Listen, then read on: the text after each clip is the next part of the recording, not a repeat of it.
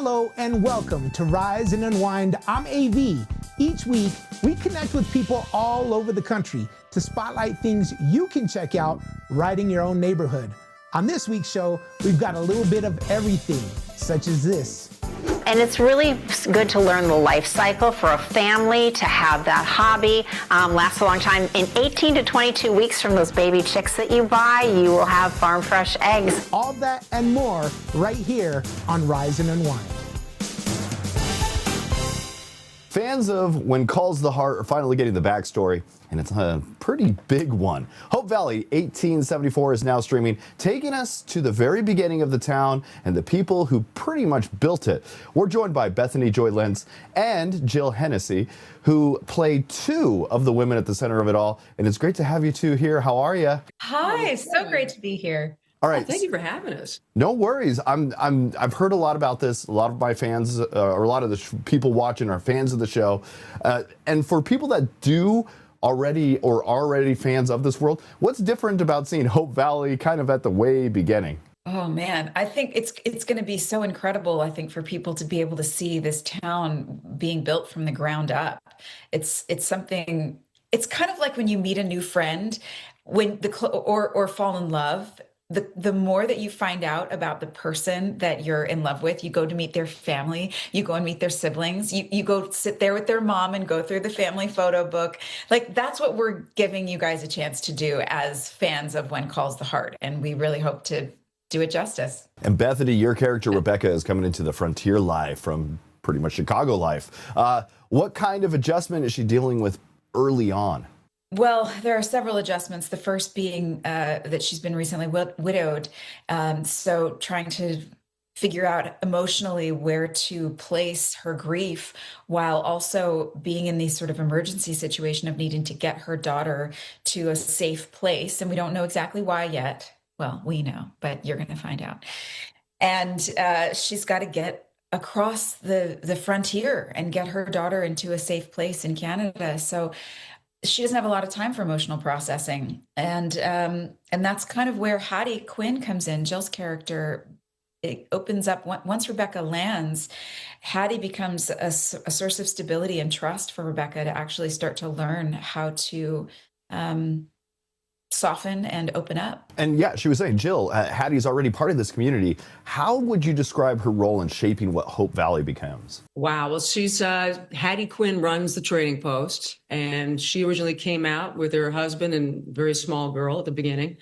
And now her daughter is around 20 years old, but she recently lost her husband. So now she's running this trading post by herself with her daughter. And she is sort of the glue that holds the community together. And I think she runs it with a great sense of humor and incredible, direct, no nonsense kind of spirit, and has great connections with the whole community. But then Rebecca starts walking into town with her daughter, riding in a covered wagon. And I think Hattie identifies a woman who's very courageous and intelligent and is kind of haunted by something, and Hattie's not sure what is haunting Rebecca, but I think she also identifies a kindred spirit that she might become friends with. And I think Rebecca sort of opens Hattie up to how lonely she really feels, and a lot of feelings she's been trying to suppress just so she can get through day to day, because that's what this whole show is about. It's just these characters trying to survive every single day. Hey, horses be walking, so it's not that big. You're not too far off. Exactly. All right, when people start watching now, what do you think is going to be like getting them hooked and keep them coming back each and every week? The characters. I mean, the setting is amazing, but it's also something that they've seen before, maybe not as broken down, but we are using the When Calls the Heart sets. There are a few locations that will be new for When Calls fans. And for people who haven't watched When Calls the Heart, you don't need to. You can still jump right in and you won't miss a beat. But I would say the relationships of who the characters are there's something for everyone. Hey, I want to thank you two for joining me today. Hope Valley 1874 is streaming now on Hallmark Plus with new episodes dropping every Thursday. You can jump in anytime to catch up. Thank you two for joining me today. Thank you so much. Thank you. More than 60 years of rock and they're still filling arenas. From Rock You Like a Hurricane to Wind of Change, the Scorpions have sold over 110 million records and helped define rock for generations. Now they're heading back to Las Vegas for a brand new residency celebrating 6 decades of music. So joining us from Germany, we've got Klaus Meine and Matthias Jabs of Scorpions. It's great to have you both here. How are you? Great. Very good. How are you? Thanks for having Good morning. us. I'm doing good. All right. It's been 60 years. That's one heck of a long time for pretty much any business. When you look back, what stands out most about the journey from those in the early days in Hanover to now headlining another Vegas residency? Oh, it's crazy when you think about it, you know, because for German band, when we started out in the early 70s, writing lyrics in English, you know, it was a big dream, you know, to say one day we'll play the United States. And when we had the chance to come over in 79 and throughout the 80s, you know, this dream came true, you know, and it's a wonderful thing after so many years that we're still together, still playing a global stage and, still rocking like a hurricane. And we can't wait to come back for another residency in Vegas in September, and hope many, many fans from all over the place will join us and see us there. And songs, like you mentioned, Rock You Like a Hurricane, No One Like You, and Winds of Change, still connect with a new audience. What do you think gives those songs that staying power? I mean, first of all, with No One Like You, I think we were in 1982 with a Blackout tour. We were the most played radio song on rock radio, at least, and gave us the headline status in the States at touring, and then followed by Rock You Like a Hurricane. The 80s were extremely good for the Scorpions, and with Wind of Change, we topped it all in the early 90s, and those are 3 iconic songs which we still play live and which carried us through the decades, you know, plus many other songs like Still Loving You, Big City Nights, whatever we have. And all those greatest hits we will play on stage at the residency in Vegas. Yes, Vegas has become a home base for you. And the last couple of years, and I think we talked last year, what makes this residency different from the previous runs you've done? We have to find out. I mean, we are still on the 60th anniversary tour. We will always play the greatest hits because, you know, there's such a great demand from the fans.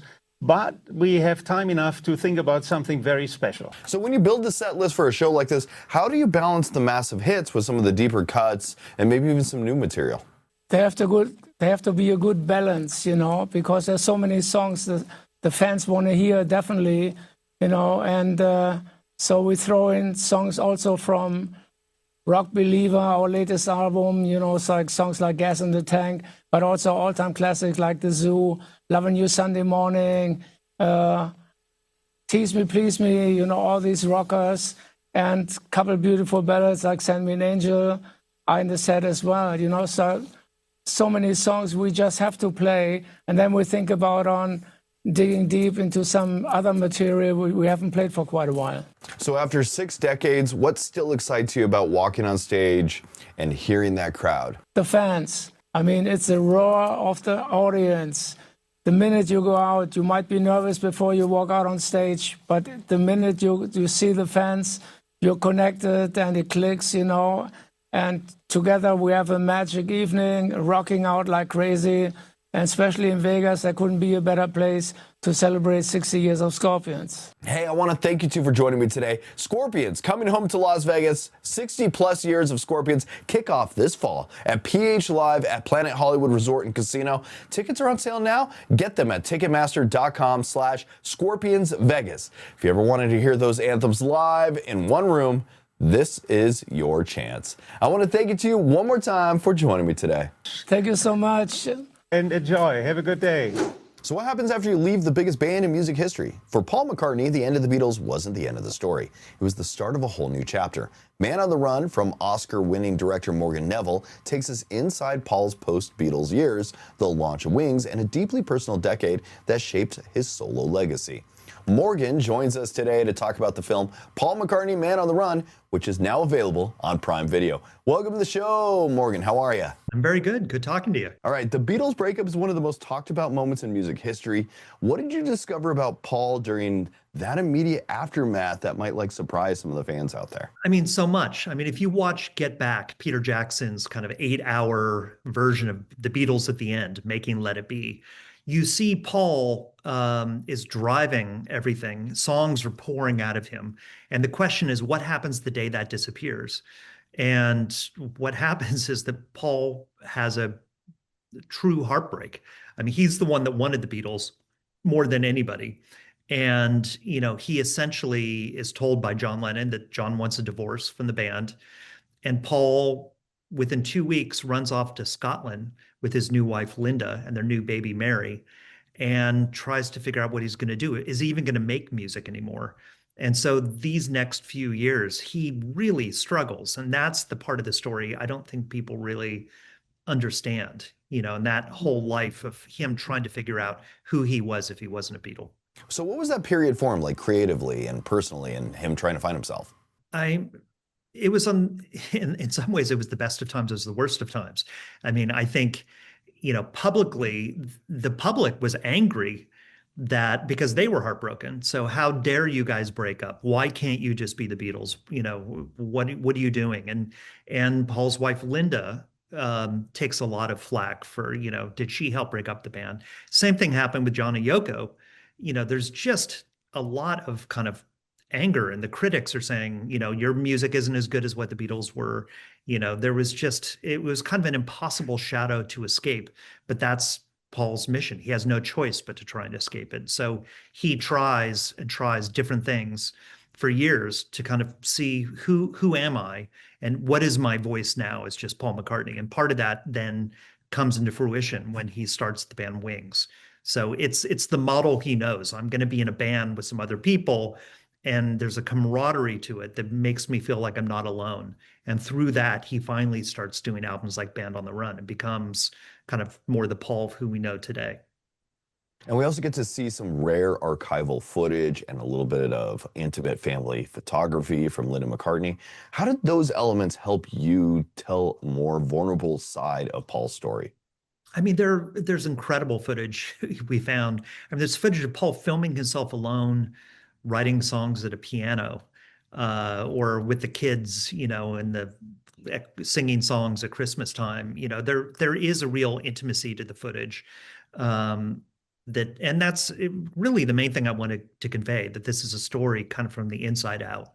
It's a story where we really kind of understand what Paul was dealing with and how he was dealing with it. You see an insecurity in Paul that I don't think you really see publicly. So what do you think the story tells about resilience and reinvention? I mean, I think it's a story, and Paul's story is how not to doubt your own creative instincts. I think, the world always wants you to doubt what you do and judge what you do. And I think Paul's strength at this time is, I'm going to do whatever the hell I feel like. And that's fine. If it works, great. If it doesn't work, fine. And he does some crazy things that work and things that don't work. He releases, Mary Had a Little Lamb as a 45, which, nobody particularly likes. But then he puts out Mull of Kintyre, which becomes the biggest selling single in England in history. So they're both kind of crazy ideas. But I think he was all about embracing the crazy idea at the time. So creatively, I think it's pretty inspirational. And for some of the lifelong Beatle fans out there, or even some of the brand new fans that may just know Paul from today, what do you hope audiences may take away after watching Man on the Run? I mean, I know, because everybody tells me this, when you're done watching the film, you're going to go listen to a lot of music because there's a lot of music to explore. But also just an understanding that Paul's a real person dealing with real issues that are actually pretty relatable. Morgan, I want to thank you for joining me today. Paul McCartney, Man on the Run, is available now on Prime Video. It's an intimate look at a music icon, redefining himself in real time, and it's a must-watch for any music fan. Morgan, Neville, I want to thank you for joining me today. Great talking to you. What if you could experience Elvis in a way you've never seen or heard before? A new cinematic event from director Baz Luhrmann brings rare footage, restored performances, and unheard recordings together in something that's not quite a documentary and not just a concert film. It's called Epic, Elvis Presley in Concert. Baz Luhrmann joins us now to talk about his new big screen experience. Baz, welcome to the show, my friend. How are you? I'm good, Dan, and I love the way you described it as a cinematic event, because people are having trouble to sort of say what it is. That's what it is. This weekend, 1,900 screens all over the US. Get out and have a cinematic event, because that's what we tried to do. That's what Elvis is. And during the making of Elvis, you went searching for rumored lost concert footage. Yeah. And actually found dozens of boxes that hadn't been seen in decades. What did that discovery like for you? Oh my God! Literally, we thought we'd find a reel, and we went down to these salt mines in Kansas City where they stored negative. Bang! There's 65 boxes. And 1635, some 8 mil. And Peter Jackson helps us bring it back to us to a level of quality. I mean, just get to the biggest screen you can in your town. It's in every town this weekend. Just get out there and see it, because it is actually, I've seen it enough now. People like applaud during it, they dance during it. This is a movie you can really bother the other patrons, bother them with your noise and your energy, because that's what it's for. And this isn't simply a restored concert film. You described it as almost a cinematic poem. How did you approach shaping Elvis's life story through this dreamlike concert experience? Well, when I was working with my creative partner in this, John O'Redman, we found this one box, and in it, Elvis is just recorded, unguarded, telling you about his life story. And we said, no talking heads in this. Let's just have Elvis come to you in a dream and tell you his story really unrestricted, and music and sing along and concert moments, and he rocks out in it. Now sonically it's in 5/1. Everyone just says it sounds like it was recorded today, and the audiences are reacting like that. This is the concert, the world tour that Elvis never actually had. He dreamed of having one. He never got outside the US. As we're speaking, he's in 5,000 screens all around the world right now. And for audiences who think they already kind of know Elvis or absolutely loved your film from 2022, what makes Epic a completely different experience on the big screen? I go on YouTube and just see what fans are saying. They'll tell you. They're going like, I thought I knew him, and now, but it's his humor.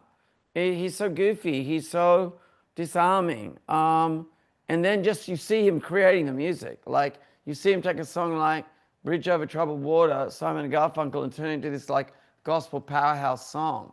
And, he's so unpredictable. And I think people are, even hardcore fans are going like, one guy said, he said it beautifully. He said, this is the film that Elvis always dreamed of making, but 50 years after his death, he's finally in it. Baz, I want to thank you for joining me today. Epic Elvis Presley in Concert is in theaters now. You can find showtimes and tickets at your local theater and experience Elvis like never before.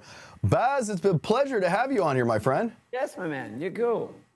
Money used to be one of those things kids didn't hear much about, but that's not the case anymore. More parents are saying financial literacy should be a part of everyday learning at school. Dave Sasada with Intuit is here to talk about what's driving that shift and what's being done about it.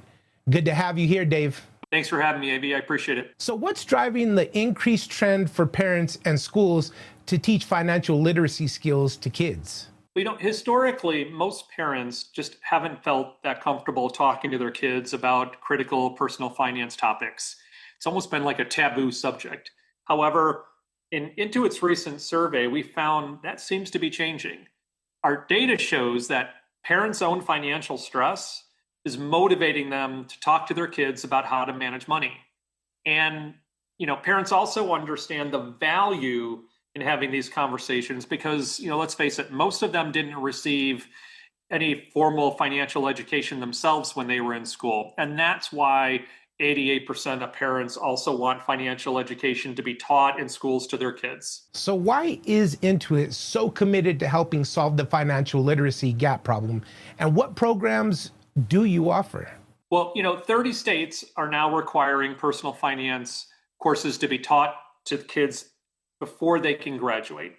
And that's actually creating both opportunities for kids and some challenges for educators because teachers are often asked to implement these types of mandates without the resources or the training needed to do so. And that's where Intuit has been stepping in. through our Intuit for Education program, we provide free, customizable, and interactive curriculum that educators can easily integrate into their classrooms. And then on top of that, we're providing free training to help teachers do that with confidence. So what makes Intuit for Education's approach stand out when it comes to teaching students real-world money skills? Well, you know, kids today are part of a digitally native generation. So traditional lecture-based approaches just don't resonate with them as they would past generations. So this is why Intuit for Education takes much more of an interactive, hands-on approach using simulations that are based on real-world scenarios, powered by real-world tools, and that mirror financial decisions that the students are going to face in the near future. So being able to apply financial concepts that they're learning through these types of simulations gives students the ability to see the impact of their decisions in real time. And as a result, not just become financially literate, but financially capable. Now, where can people go if they want to learn more or get involved with Intuit for Education? Well, to learn more about Intuit for Education and access our free resources, you can visit intuit.com/education. And then in addition, it is Financial Literacy Month. So we're currently running our annual Hour of Finance Challenge.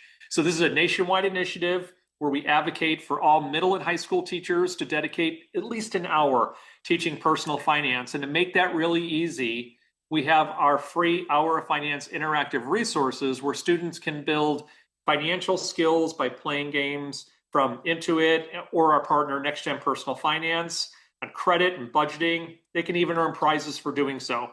Now, the challenge is happening now through April 15th. It's not too late to join. Schools from all 50 states are already participating. And if there are teachers that are interested, they can go to intuit.com/hour of finance to learn more.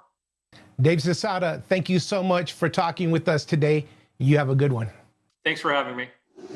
A lot of people are rethinking how they use their space at home, turning yards into something more useful and more meaningful. From gardening to raising chickens, the life out here mindset is really growing right now. We've got Marty Skold-Jordan and Tyler Potts from Tractor Supply joining us with some easy ways to get started this spring. Thank you both for joining us. Thank you so much for having us. Thank you. Tyler, we're hearing a lot about these ideas of yard pride. What should people focus on first this spring?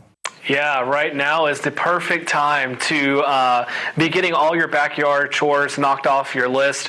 Things such as picking up falling branches, raking up any leaves or pine cones that may be still in the yard to really allow your yard to thrive this year. This is also a perfect time to check your equipment. So replacing any lawnmower blades or sharpening those blades as well, or draining any fuel that may be left over from last season. So you're getting a fresh start for this spring. If you are looking for a new mower, Tractor Supply is a great place to shop as we have a wide assortment of mowers depending on what size yard you have. So if you have a small yard, maybe you're looking for a push mower or self-propelled, or a larger yard, maybe something similar to a zero-turn or a riding lawnmower. And we also new this year have brought in a robust assortment of commercial-grade mowers for someone who may have a more rugged terrain or have more acres that need a little bit more power to take care of their lawn. And April 25th and 26th, we'll have the Tractor Supply Demo Days, where you can get a chance to come by, stop by the store, and get on one of these mowers yourself in our obstacle course in our parking lot, and test them out for yourselves to find which mower is best for you. It's like go-karts for the country. I love it. So, Marty, exactly. more folks are raising chickens these days. What's driving that, and what are some of the benefits? You know, farm fresh eggs in the morning are very healthy. You know where your food comes from, very sustainable. It's a great family activity or personal hobby for folks to raise those chickens. We're selling them in stores right now. Last year we sold 11 million. A lot of folks are wanting the rare breeds, the premium breeds. Silkies are one that are beautiful. They have the feathers on their feet. You can get a wide variety of eggs from these chickens. You can get green and blue and white and brown, just making for just such a plethora of rainbow, I say, of eggs. And it's really good to learn the life cycle for a family to have that hobby. Lasts a long time. In 18 to 22 weeks from those baby chicks that you buy, you will have farm fresh eggs. And also we sell baby ducks and baby turkeys. Well, I don't know about you, but I'm getting hungry just thinking about all the possibilities of different egg dishes. So, Tyler, gardening is having a big movement right now. What are some simple tips for beginners? Maybe something for more experienced gardeners too? Yeah, so if you're a beginner gardener or a veteran gardener, the first thing you need to do is make sure you know exactly which plant zone you're in or hardiness zone so that you pick plants that will thrive in your area. You can do so by visiting the Tractor Supply website and find more details there, or you can stop by and pick up a Farmer's Almanac, which is very useful. Finding a lot more details even further than plant zones is something similar as your last frost date. This is important because you want to make sure you don't get too excited and plant too early and have a potential harm to your plant with a later frost. You also want to make sure you know how much sunlight the area has depending on where you're planning to plant your garden. For a beginner gardener, tomato plants are typically ones that they tend towards, and you want to make sure you have 6 to 8 hours for those tomato plants. So determine where you want your garden before picking your plants. And then last, how much space you have. So we're seeing an uptick in container patio gardens as well as raised beds as people are wanting to grow their own vegetables and herbs but don't have that big acreage that we typically see with a garden. So understand where you're going to put it and what best fits your space. And then if you do have an in-ground or space for an in-ground garden, you can obviously do a wider breadth of assortment of vegetables, but make sure you test your soil to know exactly what kind of nutrients you may be lacking and stop by your local store. Through the month of May, we will also have deals that you can take advantage of on Bonnie vegetables and herbs, Scott's Miracle-Gro, and as well as grass seed and flowers as well to spruce up your yard. Man, that's a lot. I'm excited about it. Marty, when people hear life out here, what does that really mean today? You know, life out here means different things to different people depending on where you're at. It's your land, it's your home, it's your garden, it's your animals. If you are in a suburban environment and you just have enough for a container planting on your back patio, or if you have a big farm and ranch or in between, you're in one of those rural communities. So it's where you are, how productive you can make that land, how beautiful you can make it, being self-reliant, and if you have pets, there are so many things that we can help with at Tractor Supply. We have Pet RX, we have pet wash stations. I've taken my dog Blue in there many times when she gets those muddy paws and you want to get her back in the house. And so definitely a lot of things going on at Tractor when it comes to life out here. This has been one of the most motivational things that I've heard in a while. I know there's a lot of people ready to get started and pumped up. So where can they go? So come on into Tractor Supply. We have a lot of folks with different backgrounds that can help you with everything from plants to poultry. And then, of course, go online, tractorsupply.com/spring. Well, I had so much fun with you. I'm ready to get started on my yard. Thank you so much for stopping by today, both of you. Happy spring. Thank you. That's it for this week's Rise and Unwind. I'm AV. Thanks so much for hanging out with us. If you want to keep up with the show, then you can find us on social media. Just search Rise Unwind on IG or Facebook. We've also got YouTube at Rise Unwind. You can find everything in one place at riseunwindtv.com. Thanks again for watching, and we'll talk at you soon.